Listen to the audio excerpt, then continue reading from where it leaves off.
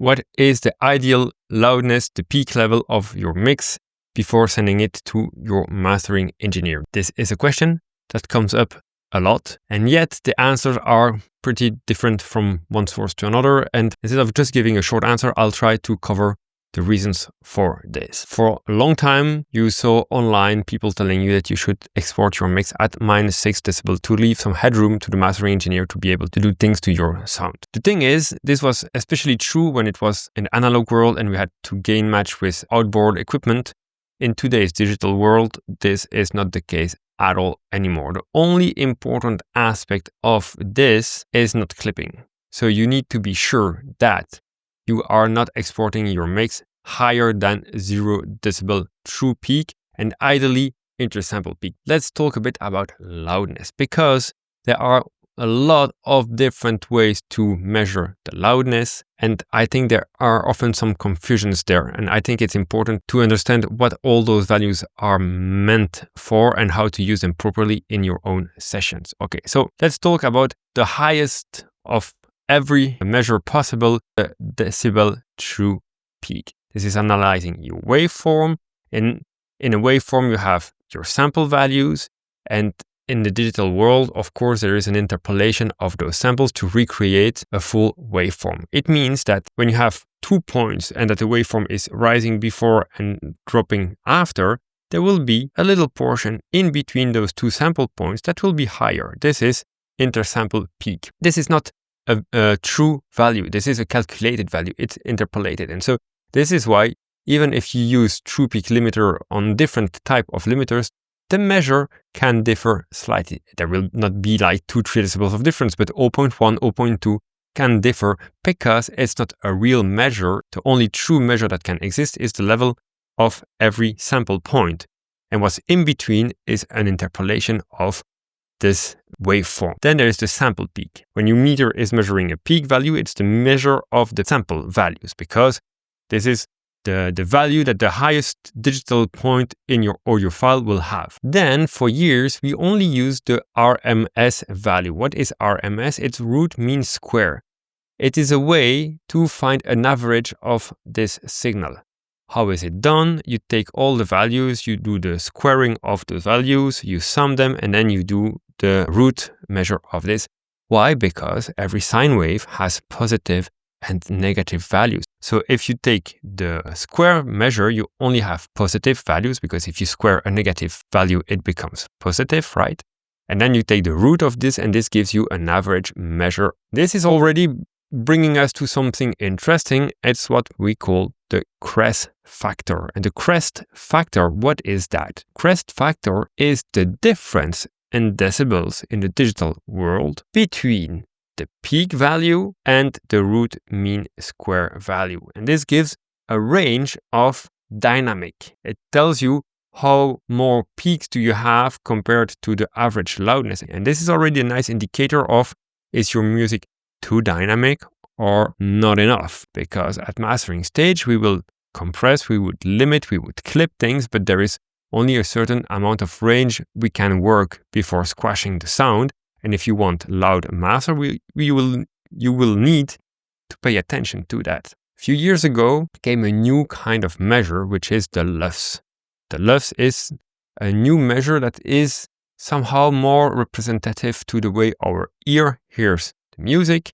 And in order to do so, there is a weighting, what we call the decay weighting. And this is falling back to Fletcher-Munson and to the loudness curves, where human ear is more sensitive to the mid-range, 1 to 3 kilohertz, more or less the range where the voice is the most present, where the baby's cries. There are different resources and different slight changes in measuring, but the main idea here is to have a curve that is not, a line that is not flat, because the human ear doesn't hear all frequencies at the same loudness. And the K weighting is rolling off the lows, like at 60 Hertz there is a low cut, and there is a high frequency boost around 2 kilohertz to mimic the feeling of the human perception. So sounds that will be playing at 2 kilohertz will measure louder for a same RMS level. They will measure louder in the LUFS than the same sound playing at 60 Hz, for example. But then there are actually not one kind of LUFS, but 3 kinds. The 3 types are the momentary, the short-term, the integrated. So the difference here is the time frame that is used to do the calculation of this perceived loudness. For the momentary, we use a 400 milliseconds frame. So this is very short and it's giving like the punch feeling, the movement. If you have a lot of high momentary LUFS, it means it's not really just peaks, but it's the punch. It's more than just a transient. The transient is shorter than 400 milliseconds, but the short-term LUFS is already a longer window. It's based on 3 seconds. It gives on a short period of time the perceived loudness. And this is where the confusion comes, because while mastering, usually we are looking especially at this measure, right? But streaming platforms for the loudness normalization are using integrated LUFS, and this is the 3rd version. And the integrated LUFS is the measure of the short-term LUFS, but through the whole track and doing an averaging of that. Yet, for every section that will measure lower than 10 loudness units below the averaging are not taken in account in this measure.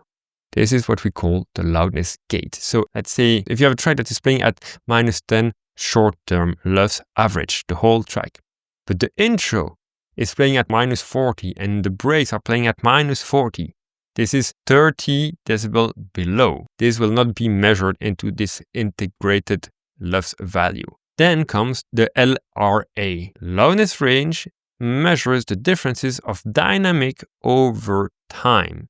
It is a measure of the difference between the loud and the quiet moments. Loudness range, LRA, is taking the short-term LUFS, right, over the whole time of the track. It stores the values in a histogram, and then it is removing 10% of the quietest and 5% of the highest, because this can be seen as discrepancies, as non-proper loudness measures. It gives you a sense of true musical dynamics. It's like the Crest Factor, but Crest Factor is more total because Crest Factor will take in account the highest peak and RMS, while with the loudness range, it's more the musical loudness, it's the dynamic feel of your music. So long story short, when you send a track for a mastering, keep some headroom to avoid any clipping, because this is the thing you don't want. So taking as a target -1 decibel through peak is great. You can go up to -0.1, but because of the slight discrepancies in the ways the different tools are measuring, it's nice to keep a little bit. But yet, as long as your audio file is not clipping, it is fine. We can always put it louder or quieter at mastering stage. This is not a problem, especially nowadays with 24 or 32 bits files. This is not an issue at all. Then comes the loudness feeling. If you are making music that is meant to be played in clubs, if you want your masters to sound loud, you need to provide a mix that has already loudness, because any limiter, any clipper, any dynamic control will not be able to squeeze 6-7 decibels of peaks without artifacts. If you don't want your music to sound lifeless after mastering in order to gain loudness, because this is a big struggle between loudness and liveness. You want life in your music, you want movement.